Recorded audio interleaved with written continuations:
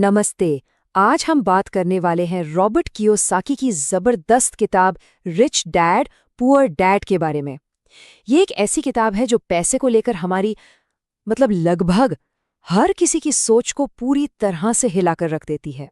जरा सोचिए, क्या हो अगर पैसे के बारे में अब तक जो कुछ भी सीखा है वो सब गलत हो? क्या हो अगर वही नियम जो हमें सिखाए गए हैं असल में हमें अमीर बनने से रोक रहे हों? ये किताब इसी एक आप कह सकते हैं चौंकाने वाले सवाल के साथ शुरू होती है। तो कहानी में दो पिता है। एक तरफ है रॉबर्ट के अपने पिता जिन्हें वो पुअर डैड कहते हैं, बहुत पढ़े लिखे समझदार, लेकिन उनके लिए सबसे जरूरी चीज थी जॉब सिक्योरिटी। और दूसरी तरफ थे उनके दोस्त के पिता rich dad, school drop out लेकिन करोड़पति बने। उनका बस एक ही मंत्र था, असली आजादी नौकरी में नहीं बल्कि फाइनेंशियल फ्रीडम में है। और इन्हीं दो अलग अलग सलाहों से जिंदगी के दो बिल्कुल अलग रास्ते बनते हैं। और पता है क्या, ज्यादातर लोग अनजाने में ही सही पुअर डैड के रास्ते पर चलकर एक जाल में फंस जाते हैं। और उस जाल का नाम है रैट रेस या चूहा दौड़। आपने सुना ही होगा। ये एक ऐसा चक्कर है, पैसे के लिए काम करने का एक ऐसा अंतहीन पहिया जहां बस दौड़ते रहते हैं लेकिन पहुंचते कहीं नहीं। अब ये साइकिल काम कैसे करती है? देखिए, सैलरी बढ़ती है तो खर्चे उससे भी तेजी से बढ़ जाते हैं। एक बड़ा घर, एक नई गाड़ी, और फिर इन सब के साथ आता है ढेर सारा कर्ज, क्रेडिट कार्ड बिल्स, और फिर इस सब को चुकाने के लिए और भी ज्यादा मेहनत करनी पड़ती है। और बस हम उसी चक्कर में और गहरे धंसते चले जाते हैं। तो सवाल ये उठता है कि इस फ्रस्ट्रेटिंग साइकिल से बाहर निकलने का रास्ता क्या है? जवाब हमारी सोच बदलने में ही छिपा है। उस रैट रेस से बाहर निकलने का जो राज है ना, वो एक बहुत ही सिंपल सी बात समझने में है कि एसेट और लायबिलिटी यानी संपत्ति और दायित्व में असली फर्क क्या होता है। और यकीन मानिए, फाइनेंशियल फ्रीडम की तरफ ये पहला और सबसे जरूरी कदम है। रिच डैड की परिभाषा तो कमाल की सिंपल थी। लायबिलिटी यानी दायित्व, हर वो चीज जो जेब से पैसा निकाले, और एसेट यानी संपत्ति, हर वो चीज जो जेब में पैसा डाले। बस इतना ही। पूरा का पूरा खेल कैश फ्लो का है। पैसा अंदर आ रहा है या बाहर जा रहा है। और यहीं पर ये किताब एक ऐसी बात कहती है जो बहुत लोगों को चौंका देती है। वो ये कि हमारा अपना घर, जिसे हम अपनी सबसे बड़ी संपत्ति मानते हैं, वो असल में एक लायबिलिटी है।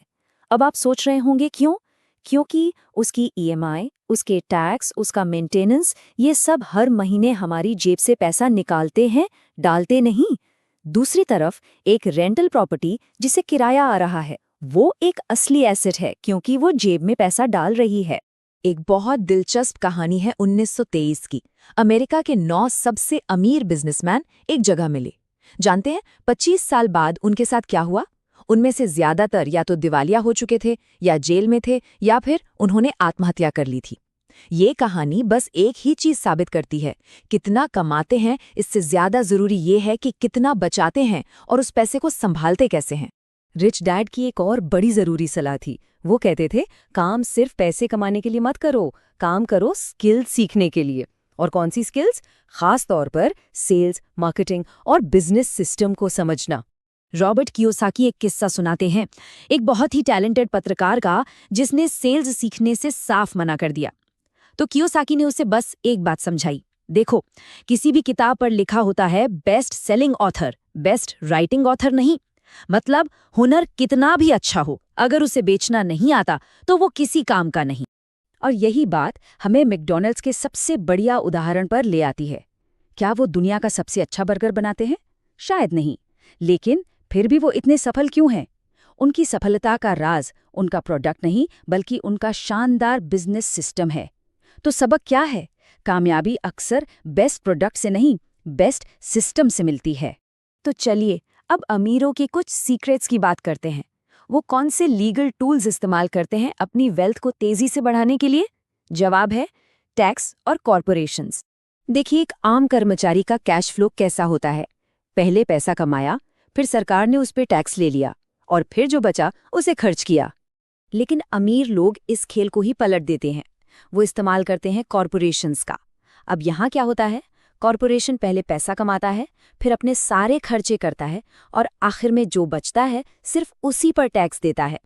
मतलब सारे बिजनेस के खर्चे टैक्स लगने से पहले ही हटा दिए जाते हैं, जिससे टैक्सेबल इनकम बहुत कम हो जाती है। तो मोटे तौर पर एक कॉरपोरेशन के 3 बड़े फायदे हैं। पहला, जाहिर है टैक्स में जबरदस्त बचत। दूसरा, लीगल प्रोटेक्शन, मतलब बिजनेस के किसी भी पंगे से आपकी पर्सनल संपत्ति सुरक्षित रहती है। और तीसरा, गुमनामी। एक कहावत है ना, अमीर लोग सब कुछ कंट्रोल करते हैं लेकिन सीधे तौर पर किसी चीज के मालिक नहीं होते। अच्छा, अब ये सारी जानकारी तो मिल गई, लेकिन फाइनेंशियल फ्रीडम के रास्ते में जो सबसे बड़ी रुकावट है वो कोई और नहीं बल्कि हम खुद हो सकते हैं। और वो सबसे पहली और सबसे बड़ी रुकावट है पैसा खोने का डर। ये डर इतना बड़ा होता है कि लोगों को एकदम पंगु बना देता है और फिर जिंदगी भर बस सेफ गेम खेलते रहते हैं। लेकिन जो कभी रिस्क नहीं लेता वो कभी बड़ी जीत भी हासिल नहीं कर सकता। दूसरी रुकावट वो है निराशावाद और शक। जरा कर्नल सैंडर्स की कहानी सोचिए। KFC वाले कर्नल सैंडर्स अपनी चिकन रेसिपी के लिए एक हाँ सुनने से पहले उन्हें 1009 बार, सोचिए 1009 बार ना सुनना पड़ा था। ये कहानी बताती है कि जब पूरी दुनिया शक कर रही हो तब भी कैसे डटे रहना। और तीसरी बाधा है आलस। लेकिन रुकिए, ये वो वाला आलस नहीं है जिसके बारे में हम सोचते हैं। इस किताब के हिसाब से आलस का मतलब है जरूरी कामों से बचने के लिए खुद को फालतू के कामों में बिजी रखना। मतलब उन कामों से बचना जो सच में हमारी जिंदगी बदल सकते हैं। और इसका इलाज थोड़ा सा अच्छा वाला लालच। खुद से ये पूछना, अगर मैं ये कर लूं तो मुझे क्या मिलेगा? एक बेहतर जिंदगी की यही चाहत आपको आगे धकेलती है। तो आखिर में सबसे जरूरी बात क्या है? वो ये कि हमारी सबसे बड़ी संपत्ति कोई सोना, कोई स्टॉक या कोई जमीन जायदाद नहीं है। हमारी सबसे बड़ी संपत्ति है हमारा दिमाग। फाइनेंशियल एजुकेशन, यानी पैसों की समझ और एक अमीर वाली सोच, यही सबसे बड़े और सबसे शक्तिशाली हथियार हैं। और इस चर्चा को हम बस एक सवाल के साथ खत्म करते हैं। खर्च करने की आदतें ही हमारा फाइनेंशियल भविष्य तय करती हैं। वो बताती हैं कि कोई इंसान अमीर, गरीब या मिडिल क्लास में से किस रास्ते पर है। तो एक पल रुककर सोचिए, हमारी आदतें हमारे बारे में क्या कहानी बता रही हैं?